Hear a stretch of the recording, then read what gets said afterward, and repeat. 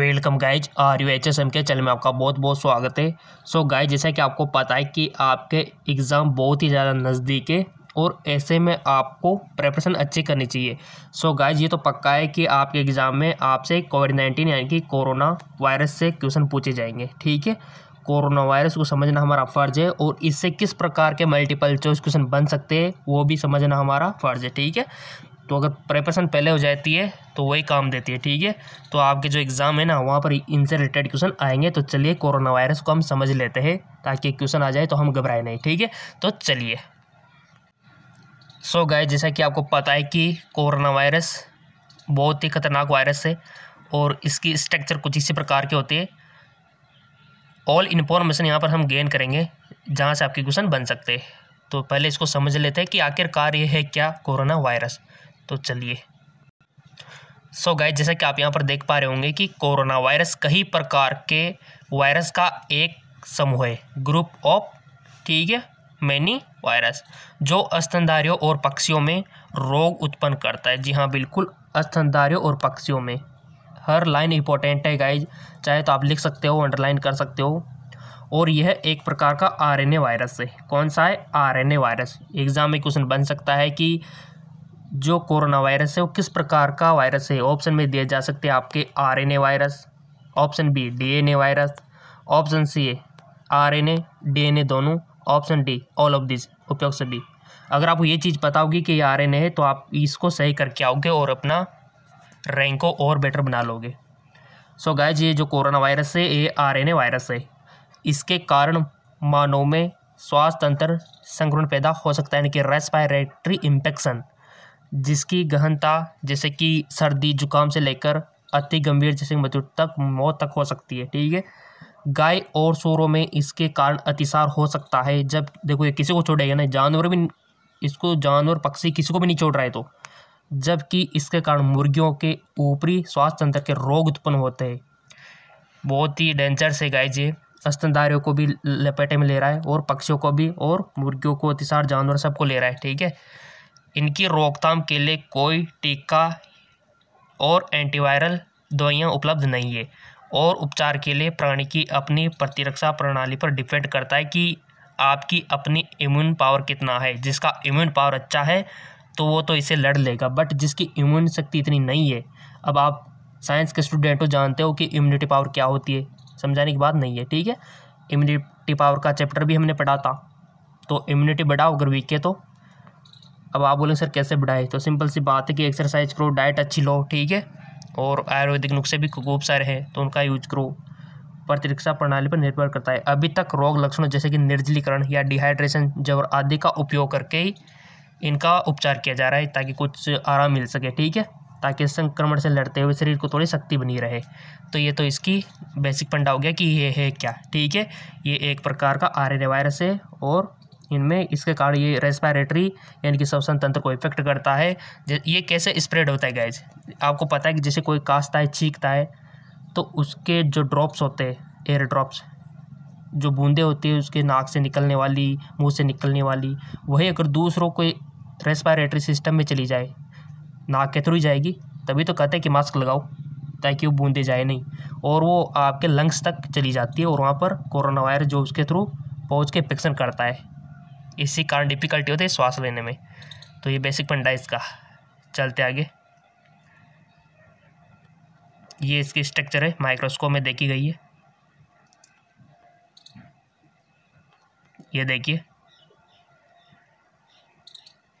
अब इसका क्लासिफिकेशन देख लेते हैं गाइज। ठीक है, वर्गीकरण, जैसे कि ये RNA पॉजिटिव RNA, अधिजगद वायरस, जगद राइवोरियम। ठीक है, राइवोरियम, संघ अनिश्चित, और गण निडोविरालिस। बिल्कुल, कुल कौन सा है? कोरोना विरिडाई। अभी इसके MCQs भी देखेंगे, मल्टीपल चॉइस क्वेश्चन किस प्रकार से बन सकते हैं, सारी बातें हम आपको बताएंगे। उपकुल की बात करें तो ऑर्थो कोरोना विरिडाई। ठीक है, इसका वंश भी देख लो गाइज, आप क्वेश्चन बन जाए तो आप बता देना। Alpha corona virus, beta corona virus, gamma corona virus और डेल्टा कोरोना वायरस इसके वंश है। ठीक, इसका चाहे तो आप स्क्रीनशॉट ले सकते हो। अभी तो काफ़ी सारी बातें आपको बतानी है। अब इसका कुछ बेसिक फंडा जो कि आपको याद होना चाहिए, चीन के वुहान शहर से, ये याद रखना। अभी मल्टीपल चॉइस क्वेश्चन पूछेंगे तो वहाँ पर आपसे क्वेश्चन पूछा जाएगा, चीन के वुहान शहर से उत्पन्न होने वाला 2019 नोवल कोरोना वायरस इसी समूह के वायरस का एक उदाहरण है, जिसका संक्रमण सन 2019-20 काल में तेजी से उभर कर 2019-20 वुहान कोरोना वायरस प्रकोप के रूप में फैलता जा रहा है। ठीक है, WHO ने इसका नाम क्या रखा, कोविड-19 रखा गया है।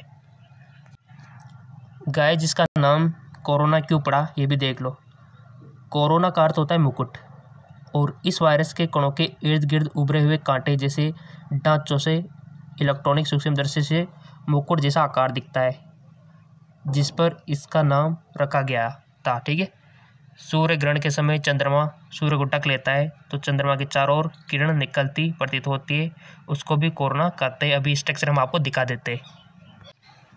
स्ट्रक्चर आप देख सकते हो इजीली, ये इसी प्रकार का दिखाई देता है। ठीक है, चलो बढ़ते आगे की ओर। सो गाइज, काफ़ी बार आपसे इसके लक्षणों के बारे में पूछा जाता है। सो सिंपल सी बात है कि इसमें बुखार, थकान होती है, लगातार खांसी तो आती रहती है। ठीक है, सांस लेने में तकलीफ होती है, गंध का पता नहीं चलता और सांस लेने में दिक्कत होती है, तभी तो उनको वेंटिलेटर पर रखा जाता है ताकि उनको कृत्रिम रूप से श्वास आ जाए। तो ये इसके बेसिक लक्षण है। और भी कुछ लक्षण से उसकी बात हम यहाँ पर कर लेते हैं ताकि एग्ज़ाम में आ जाए तो आपको कोई प्रॉब्लम ना हो। आप देख सकते हो यहाँ से सिर दर्द, खांसी, मांसपेशियों में दर्द। ठीक है, संक्रमण होने पर पहले बुखार होता है, फिर सूखी खांसी होती है और 1 हफ्ते बाद सांस लेने में परेशानी होने लगती है और मरीज को अस्पताल में भर्ती करना पड़ता है। गाइज, हम एक बात आपसे पूछनी, जैसे कि आपको पता है कि कोई भी इन्फेक्शन हुआ, जैसे आज हो गया, तो इसका प्रभाव कितने दिनों बाद दिखाई देता है कोरोना वायरस का? सिंपल सी बात है, 14 दिनों बाद। ठीक है, जैसे आज आप किसी संक्रमण में आए तो ऐसा थोड़ी कि उसी दिन से दूसरे दिन ही आपको बीमार हो जाएगा ना, 14 दिन बाद। तो इसका थोड़ा सा ध्यान रखना आप। और ये लक्षण आपको बता दिए हमने। चल ले आगे की ओर।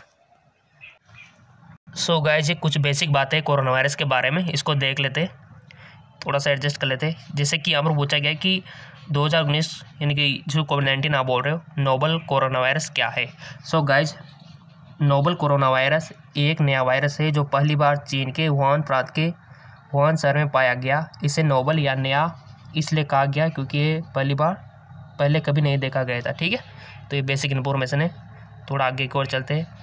नोवल कोरोना वायरस का स्रोत क्या है? अब तक नोवल कोरोना वायरस के संक्रमण के स्रोत की पहचान नहीं की जा सकती। कोरोना वायरस विषाणु का एक बड़ा वंश है जिसमें से कुछ इंसानों को रोगग्रस्त करते हैं और कुछ पशुओं में कर रहे थे। ठीक है, प्रारंभ में चीन के वुहान शहर में संक्रमित रोगियों का संबंध वहाँ के बड़े स्क्वाडू पशु जानवरों से पाया गया। ठीक है, जैसे कि आपको पता है कि जो नॉनवेज वगैरह होती है उनसे पाया गया, जो कि अच्छी बात नहीं है, बहुत सारे यूज करते हैं, बट वहाँ पर कुछ इन्फेक्शन इसी के थ्रू पाया गया था। कोरोना वायरस के शुरुआती लक्षण क्या है? नोवल कोरोना वायरस के जो लक्षण पाए गए उनमें तीव्र बुखार, खांसी, सांस लेने में दिक्कत होती है। बट गाइस, आजकल आप देख पा रहे होंगे न्यूज़ में कि किसी को कोई लक्षण ही नहीं है फिर भी पॉजिटिव आ रहे हैं। ठीक है, बट आपको ये लक्षण याद रखने हैं कि ऐसा होता है। ठीक है ना। अभी तक भारत में किसी को यह संक्रमण हुआ है तो ये अलग बात हो गई। ठीक है, आपको तो बेसिक इन्फॉर्मेशन रखनी है। सो गाइस, जैसे क्वेश्चन बन सकता है कि खुद को कैसे बचाए। अगर आप खुद को बचा लोगे तो हर किसी को आप बचा सकते हो। ठीक है, तो अगर खुद को बचाना आ गया तो आप किसी को भी बचा सकते हो।